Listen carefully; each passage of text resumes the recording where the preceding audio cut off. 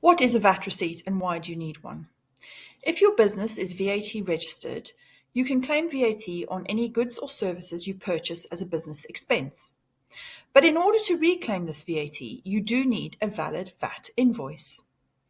A valid VAT invoice needs to contain some key information.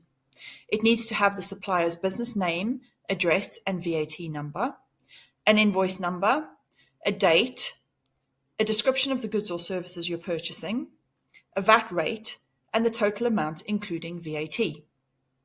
If you cannot produce a valid VAT invoice when HMRC asks for it, they will ask you to pay back the VAT you have claimed and may charge you interest and penalties.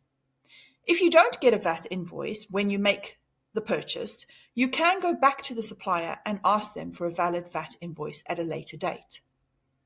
Please note that delivery notes, pro forma invoices, statements, order confirmations, and emails do not qualify as valid VAT invoices, and you cannot claim VAT on these. So this is one of the main reasons at Pink Pig we use Dext.